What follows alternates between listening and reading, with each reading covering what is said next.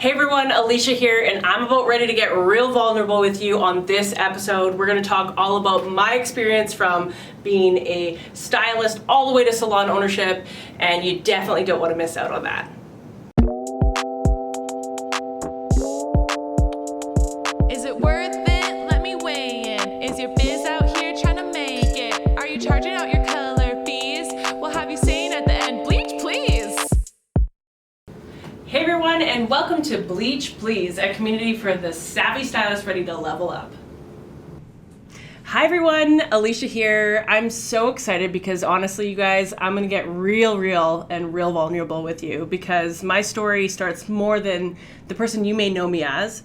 It starts very much probably similar to what you've experienced. So I've been a stylist, I've been a independent salon owner, and then a salon owner, and now a tech founder. And that journey really got me to being here, but there's so much more to it. So I'd like to start off by telling you the story of SalonScale and how I got to be here. I honestly wanted to be a stylist since I was a little girl, and it all started kind of with Barbie. And I think that's so funny when I say that, but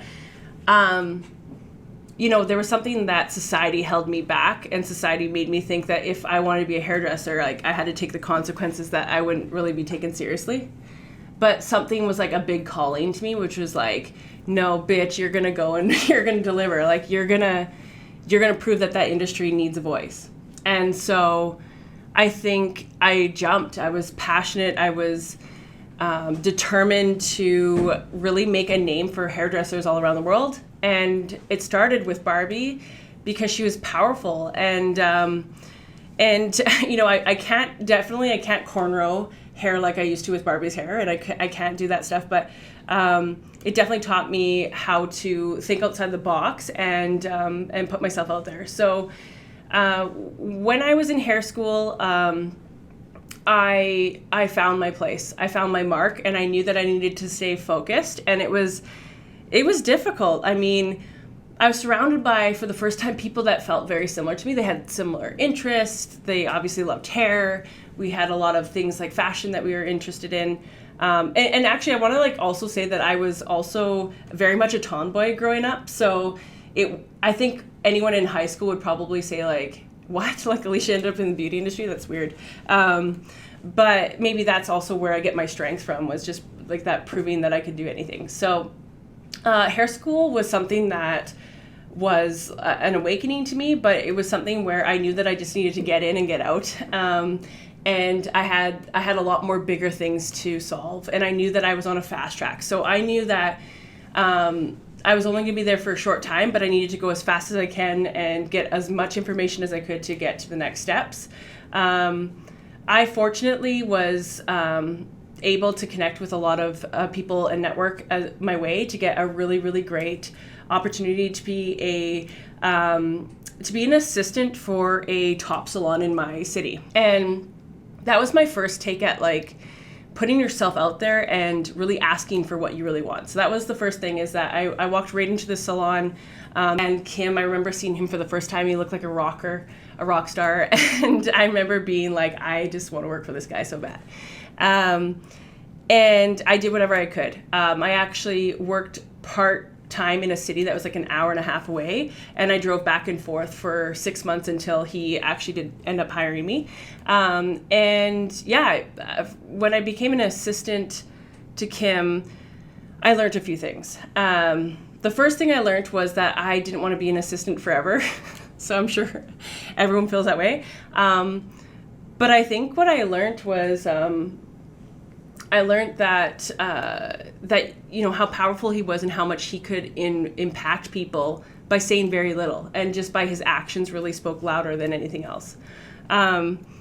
So I think Kim really taught me that not only did I want to be Kim, but I wanted to be more.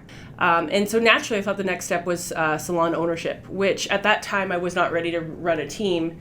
I went on to running a chair for myself, and it's a natural progression that many people do, but it's kind of lonely. And I'm sure that many independent stylists out there that are running your own suites, you're working for yourself. Cool, we run our own books, we have our own clientele, we set when we work, when we don't want to work.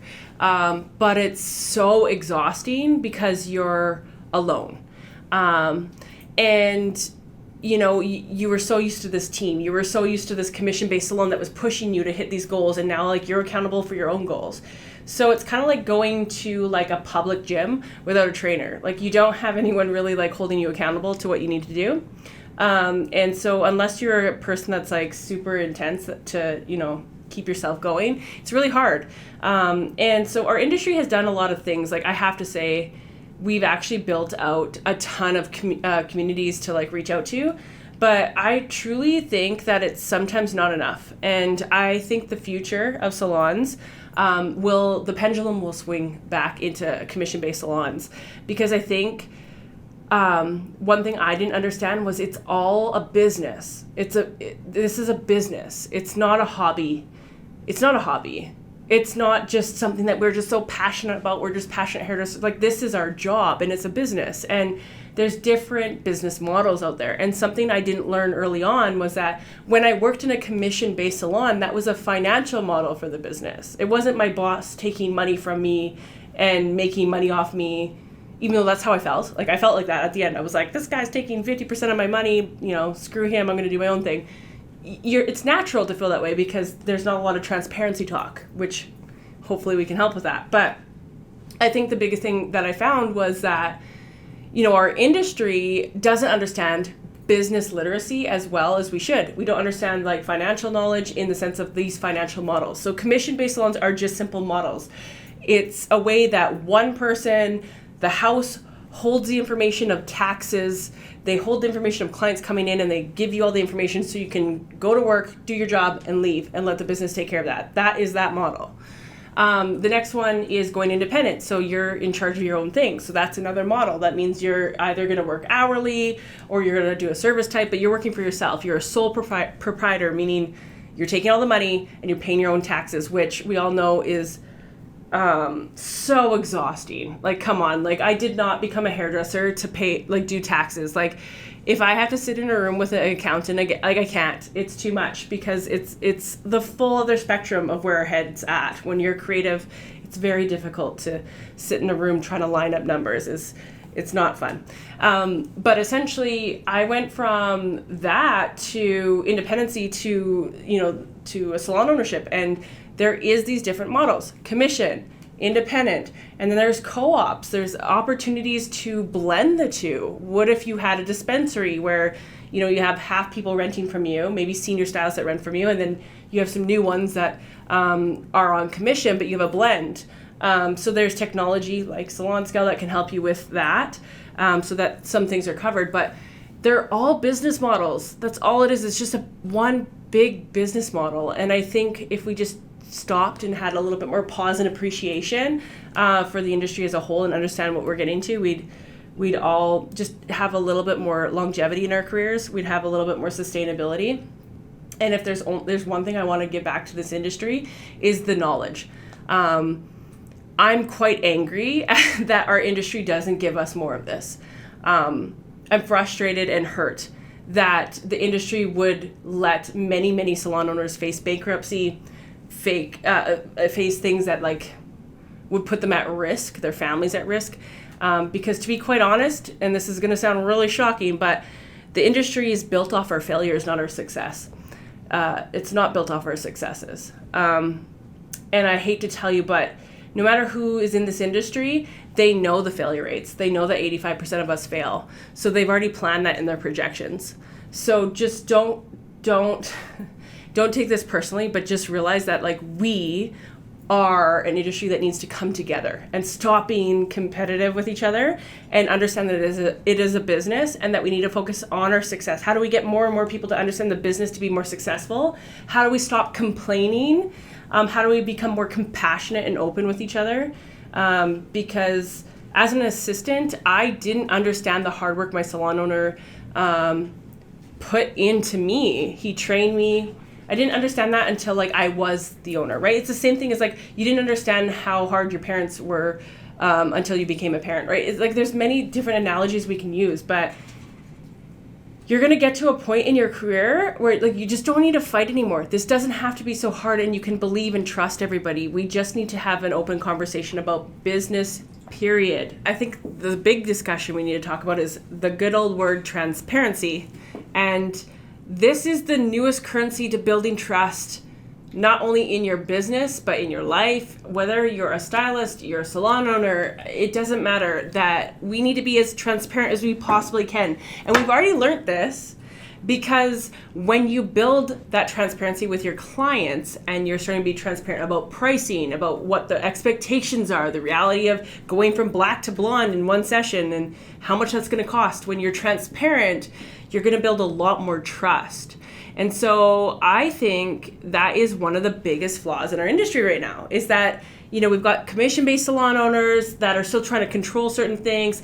We've got stylists that work for salon owners that still need some type of transparent communication as far as what our things are costing. And so that's really kind of where I think our industry needs to kind of live. So I think our industry needs to have a good conversation about what does transparency mean to you, and how to really adopt that into your daily practices. So one thing I want to bring back to is my experience with it and why we brought this into SalonScale. So we truly believe at SalonScale that transparency is the newest currency to building trust. Yes, I said it before. But as a salon owner for honestly over 10 years, I always felt like my staff felt like I was taking from them, or it was like so hard for me to tell them, I'm paying you this commission. They always felt like I was taking the rest of it. And it was always like a us against them kind of mentality. And I was like, no more. And I think many people feel this way. It's like, enough. We need to be transparent with what things actually cost. And so therefore with SalonScale and showing how much like the cost of color is in real time, that's just one little missing puzzle piece in this transparency conversation that needs to happen. But I had to get vulnerable and I had to be transparent with my team, and I had to say why. Like, this isn't an open bar. I can't just let color walk out unpaid for anymore. I can't do that. I love you. I care about your success. I want you to be the best stylist ever, because I was in your shoes probably, less than 3 years ago. But at some point we have to have a transparent conversation about what things cost. And I simply cannot sacrifice my livelihood, the business's, state of, I guess like success. I can't do that and without being transparent. So transparency is important, and I think if we take time as a community and we take time as owners and leaders in the industry to dissect what that word means, and not talk just customer level, but talk staff to salon owner level, and talk on that level and open up that word and realize that the more transparent you are, the more honest you are. A business only profits on average in our industry 4%. That's it. So if a business was $1 million business, that business is only going to profit $40,000. So I need everyone in the industry to realize that your salon owner is going to work that extra hard, as hard as they can possibly, like they're doing everything. They're doing payroll, they're doing taxes, they're doing this, they're answering this question, that question for $40,000. I think transparency definitely is needed, especially when we look at these services that have evolved over the last decade. And, we simply aren't we don't have a service menu that has like 5 or 6 services anymore. We have such an array of opportunity. So, and I think every day, like, stylists are making up their own new trends, which is great. We encourage, new innovation. It's important to encourage innovation. But what we need to do is we need to make sure we have tools to back up that innovation. And we need to make sure that we have transparency to talk about the business case studies that follow these trends that come through. So yes, it is great to do tint and tones and do shadow roots with, tipping out the ends in a different color. But when you're adding that many more ounces or grams to color, you simply just can't, you just can't like throw it in a bowl and then add it to the client and then charge them the same price anymore. We're not coloring the hair the way we used to, so we shouldn't be having the same business case or charging the same way.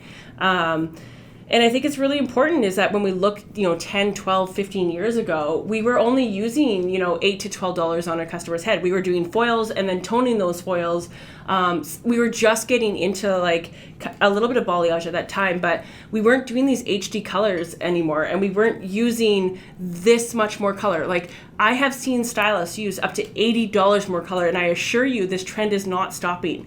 The new age stylists that is coming in, they're so influenced by social media, and social media tells them that more is more, and that they need those 18 bowls to achieve that type of look.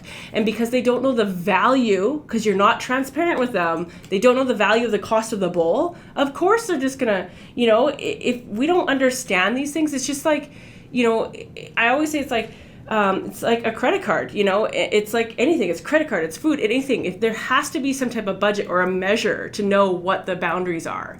And in our industry, we've never had a boundary. We've never had a budget. We've never had anything to tell us what the actual cost is. So we just hit our limit. We just hit the limit where transparency is needed now more than ever. This is the moment. This is the transition, because this is what's going to save our industry. It's going to save a lot of salons. It's going to save a lot of businesses out there, because this isn't something that you should feel your way through. You should not just feel like charging someone something because so-and-so across the street, I think I'll charge you that. Separate the part from labor. If it costs you $80 in color, you can't just give $80 away. You have to charge for that. You have a responsibility as a business owner, no matter what size you are, no matter what you look like. You need to make sure that everything is paid for, because I assure you, you definitely don't want to be like me and being frustrated, 10, 15 years in and thinking, that's it. You're in debt, you have lots of things to cover, and now you have to change everything. Like, it's just so much. So, that is the conversation that the industry needs to have right now, is our trends are evolving at such a rapid pace. The amount of color that we're using per session is increasing at a rapid pace. And at this point, if our pricing does not match this, we are going to kill off a lot of salons. And we are going to set us up for even more failures than we're already used to. So transparency is the word of the day, and transparency is the thing that's going to actually change our industry and allow us to really set ourselves up for long-term sustainability. So SalonScale was really created in this moment that I had where I was like, holy shit, I was like, we just need a scale that can tell me the cost, because I was like, it was so painful. I was like, how much is the freaking bowl? Like, I don't give a shit. I don't want to take another business course. I don't want to talk to anybody else about price. How much is the bowl so I can understand what's best for me?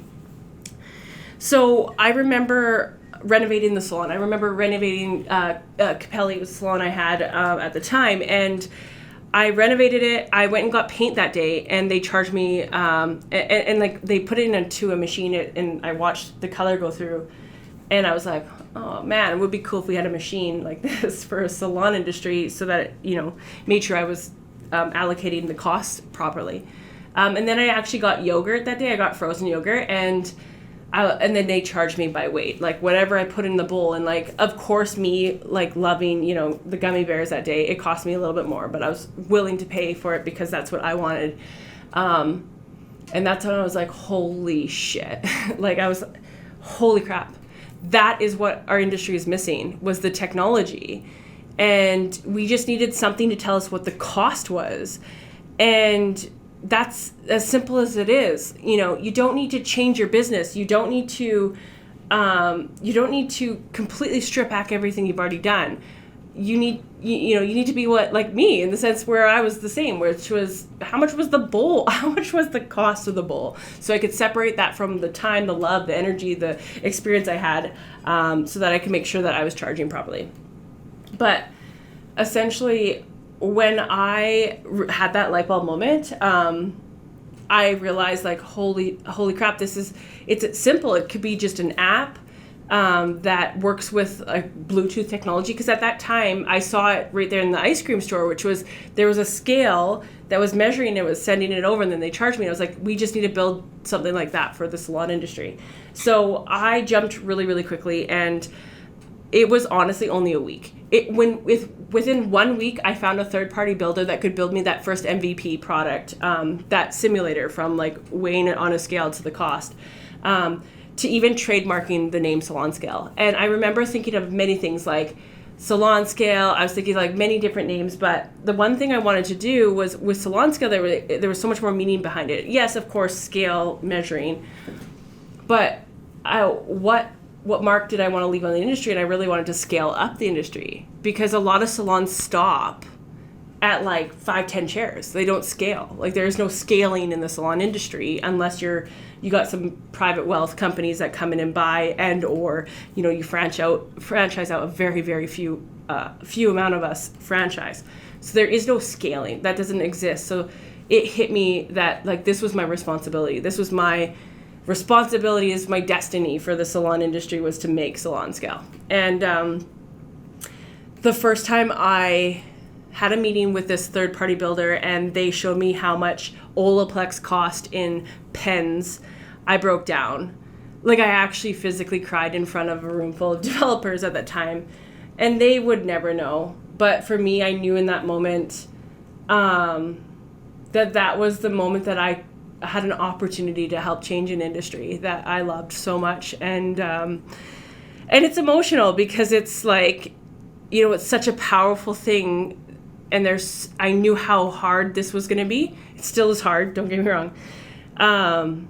But when I saw the cost, I realized, as simple as this is, like, now I'm responsible for birthing this to the industry and giving it its legs and getting it to walk for the first time and be accepted by a community, of people who are scared, people who are unsure, people who are scared of technology, and they don't want to be told. They want to adapt to something that they believe in. So I knew I was up for a big thing. And like I said, when I saw the cost in real time, I was like, oh my God, this is going to change everything. And I put it in the salon, and in the first week I saw instant revenues, and I got back in the first month all of that cash flow that was so exhausting to find.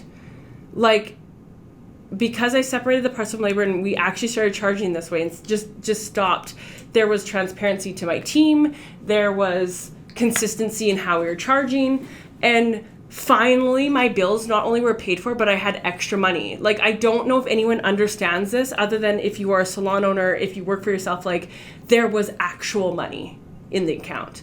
I think, I always say the best time to start was yesterday, because that's just my favorite thing to say. Don't make it a big deal. Like, don't make it a big deal. Don't think that tomorrow, when you bring this into your business, that you have to like charge a certain way and do this. Like, if this is truly going to change your business, which I assure you it is, then good things take time. And only you know your business better than anybody else in this industry, in this world. Only you know your business. You know your tough senior stylists that are going to fight against you and not want to go with the flow, and that they might take a couple more months than your juniors that are just wide-eyed and like just want to learn everything from you. When it's right for you, and so the only thing I encourage, like, the best way to do it is to take a chance and to start by getting familiar with the app. Just use it. It's as simple as just using it. Don't make it a big deal. Just because you signed up for SalonScale, you got your products, and you've invested some. Just invest your time into it. That's all I can say. Like, I think the best thing is to take one day. Take one day with SalonScale and start, and you will be blown away at how much toner costs you, how much those things, like, just by tracking it, you're gonna see those, like, it's unfortunately the leak in your business that is going to sink a really great ship. And that's what I found. I found in one day. I remember I did this color correction, and I was like, holy crap. Like, I actually charged this customer, I was going to charge the customer $350. And I actually used $89 worth of color on that customer. And I took 6 hours on the customer. And that's when I realized right then and there, like, I own this business. So I'm going to be okay. I'm not going to make as much as I wanted. But, like, holy crap. If I'm doing this as a business owner and I have staff and they're going to, like, learn from me and I'm not taking this seriously or I'm not tracking this, then they're never going to do it. So if I'm not excited and I'm not hyped, then your team's not going to be hyped. Like, period. In business in general, if you're not excited, your team's not going to be excited. If you're stressed, your team's going to be stressed. If you're, ready and geared up, they're going to be with you because they're on this adventure with you. So all I say is, as fast as just go and look at the numbers for yourself. Just try it one day and look and see how much it costs you, and you're going to be blown away. And from there, it'll be easy because you'll know, and you're going to be tired. You should be frustrated. You should be frustrated just like me. The color is going down the drain unpaid for. It's getting walked out unpaid for. Like, enough. Like, we're not in the business of being nice. Like, we're in the business to make sure we're profitable so we can be sustainable, so we can keep providing excellence to our customers and make sure that we get rewarded for what we do. So don't let this color walk out unpaid for, and just try it. It's as simple as I can explain it.